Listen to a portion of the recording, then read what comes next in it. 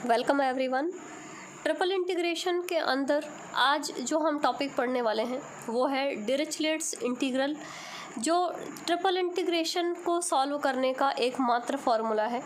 तो बहुत ही important result है कि ट्रिपल इंटीग्रेशन या तो डायरेक्ट सॉल्व होगा कि ट्रिपल इंटीग्रेशन पे लिमिट्स हम लगाएंगे और डायरेक्ट जो हमारा इंटीग्रेशन का जो कॉन्सेप्ट है उससे अगर वो इंटीग्रेशन सॉल्व हो जाता है तो उस टाइप के कुछ क्वेश्चंस बनते हैं ट्रिपल इंटीग्रेशन के अंदर।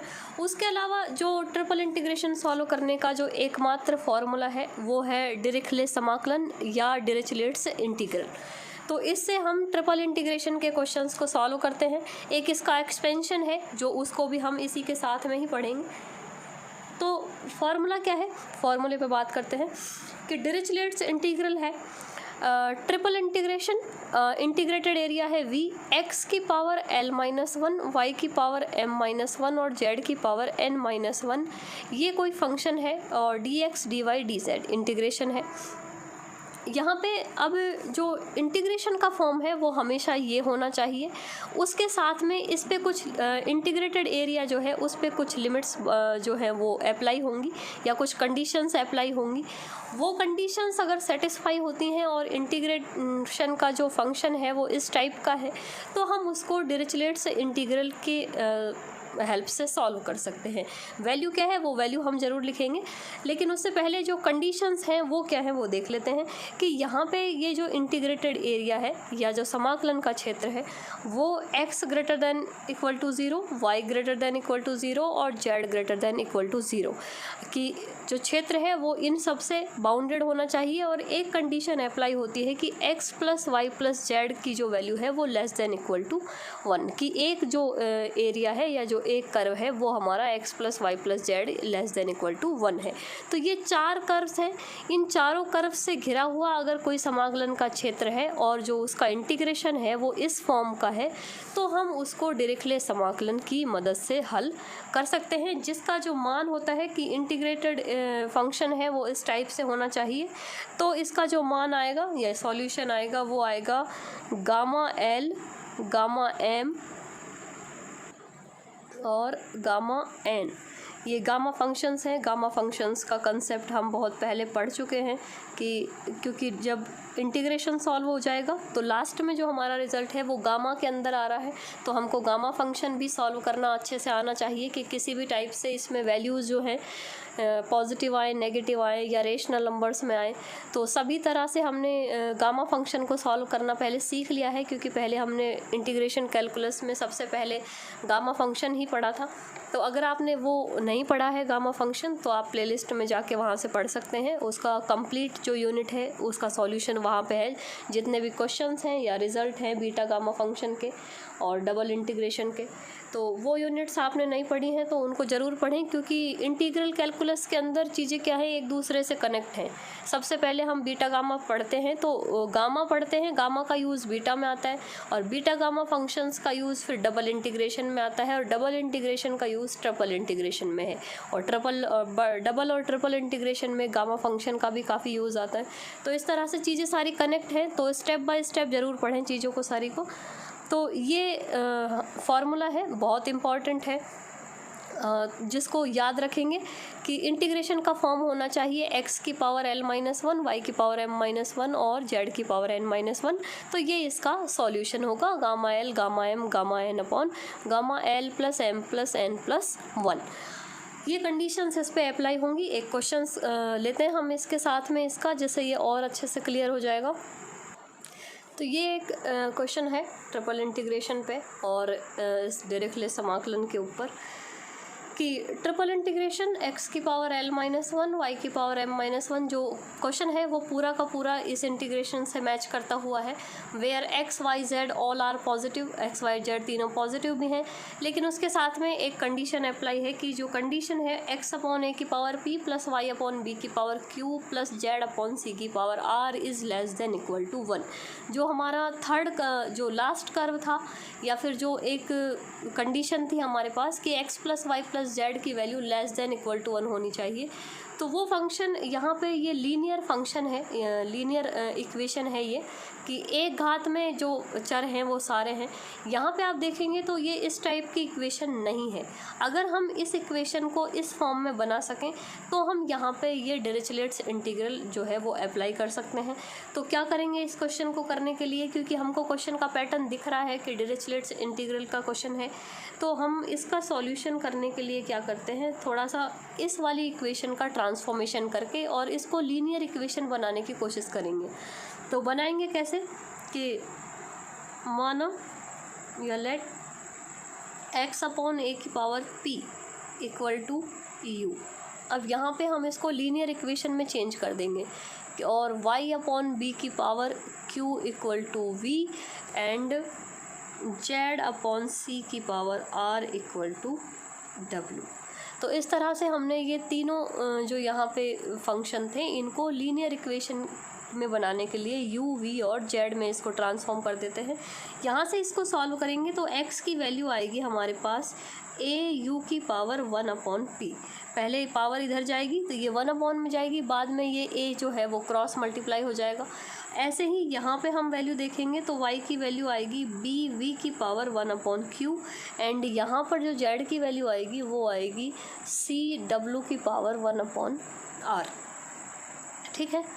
और नेक्स्ट जो हमको इस इंटीग्रेशन के अंदर चाहिए एक्स वाई जेड की वैल्यूज़ और एक्स वाई जेड की वैल्यूज़ के साथ D X D Y D Z, तो तीनों के मान निकालेंगे। यहाँ से डी एक्स का मान निकालेंगे हम, तो यहाँ पे अब इसका डिफरेंशिएशन करना है।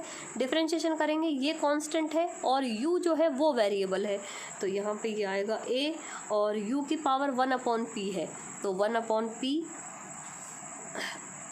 हम जानते हैं x की पावर n का जो डिफरेंशिएशन होता है n x की पावर n माइनस 1 होता है, तो यहाँ पे ये आ जाएगा 1 अपॉन p, यानी कि ये 1 अपॉन में चला गया और u की पावर 1 अपॉन p माइनस 1, इस तरह से लिख सकते हैं। ऐसे ही यहाँ पे हम लिखेंगे dy को, तो dy आएगा b अपॉन q v की पावर 1 अपॉन q माइनस 1 और जो z या dz का मान आएगा वो आएगा c अपॉन r और w की पावर 1 अपॉन r माइनस 1। तीनों इस तरह से dx dy dz के मान आ गए। ये मान अब हम जो हमारा गिवन जो क्वेश्चन है उसमें हम अप्लाई कर देंगे।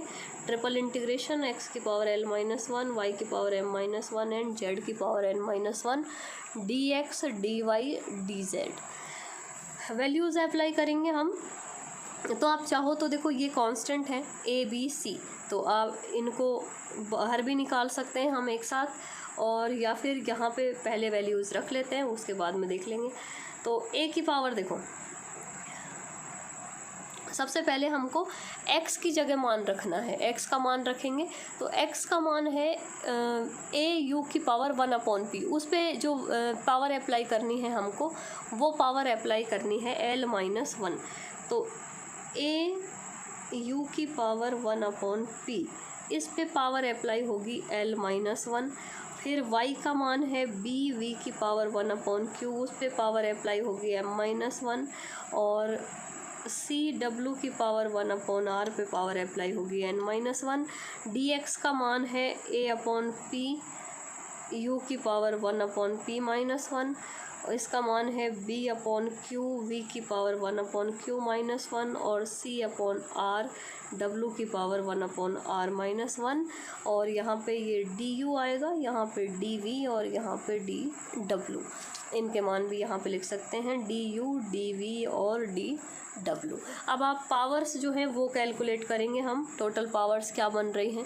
तो यहाँ पे हम पावर ऐड, देखो a की पावर देखो पहले, a की पावर l माइनस 1, a की पावर l और एक माइनस 1, a की पावर एक यहाँ पे है प्लस 1, तो क्या यहाँ से पावर हट जाएगी माइनस 1 और a की पावर l बचेगी। ऐसे कैसे ही b की पावर बचेगी m और c की पावर बचेगी n। उसके बाद में यहाँ पे अपॉन में हम देखेंगे तो ये p q और r, ये p q r और कोई पावर है नहीं कांस्टेंट की, तो यहाँ पे p q और r। अब u की पावर टोटल कैलकुलेट करते हैं कि u की पावर क्या बन रही है, तो u की पावर ये बनेगी l माइनस 1 अपॉन p और ये बनेगी 1 अपॉन p माइनस 1। अगर इन सबको हम जोड़ते हैं तो देखो एक की पावर हम कैलकुलेट करके देखेंगे, बाकी उसी फॉर्म में जो बाकी पावर्स हैं वो आ जाएंगी। जैसे u की पावर ऐड करते हैं तो u की पावर यहाँ पे आप देखो ये l माइनस 1/p है, ये यहाँ पे बन रही है, ये p मल्टीप्लाई होगा 1 में तो l माइनस 1/p पावर बनेगी। उसके अलावा u सिर्फ यहाँ है, यहाँ पर पावर है 1/p माइनस 1, तो ये टोटल पावर है u की। अगर इनको हम सॉल्व करते हैं तो ये बनेगी l/p minus 1/p plus 1/p और -1, ये हो जाएगा कैंसिल, तो पावर बचेगी l/p माइनस 1, यानी कि u की पावर बची l/p माइनस 1। सिमिलरली ऐसे ही v की पावर बचेगी l, यहाँ पे m मल्टीप्लाई है तो m/q माइनस 1, और w की पावर बचेगी n/r माइनस 1, और du dv और dw। यहाँ पे आप देखेंगे अब जो फंक्शन जो हमारा यहाँ पे डिरिचलेट्स इंटीग्रेशन हमने लिखा था उसमें जहाँ जहाँ एक्स वाई जेड है वो एक्स वाई जेड रिप्लेस होके और यू वी डब्ल्यू में चेंज हो गए हैं, क्योंकि ये पूरा का पूरा जो है कांस्टेंट है। तो इसको हम बाहर निकाल सकते हैं, a की पावर l, b की पावर m और c की power n upon p q r। इसके बाद में जो इंटीग्रेशन के अंदर बच रहा है फंक्शन वो पूरा का पूरा डिरिचलेट समाकलन या डिरिचलेट्स इंटीग्रेशन है। उसमें आप डायरेक्ट जो है हम ये वाली जो वैल्यूज़ हैं वो अप्लाई कर सकते हैं। ये वैल्यूज़ जो जानते हैं हम, जो पावर्स जो है यहाँ पर वो गामा के अंदर आएगी, तो हम समाकलन में इसका मान लिखेंगे कि गामा l/p, यहाँ से मिलेगा हमको गामा m/q और यहाँ से मिलेगा गामा n/r।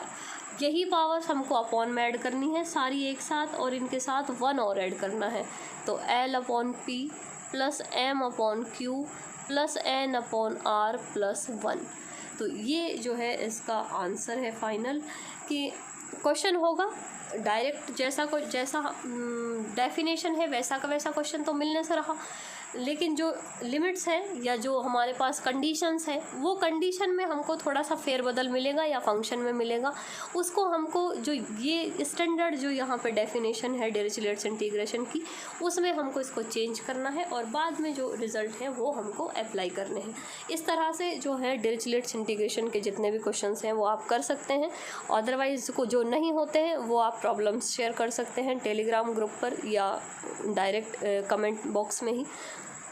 तो ये हमारा डिरिचलेट्स इंटीग्रेशन कंप्लीट हुआ। इसके बाद एक इसका एक्सपेंशन है ल्यूवेल विस्तार या ल्यूवेल एक्सपेंशन कहते हैं उसको, तो वो हम नेक्स्ट वीडियो में पढ़ेंगे। उसको मिलते हैं। वीडियो आपको कैसी लगी, यूज़फुल है आपके लिए तो वीडियो पे लाइक शेयर ज़रूर करें और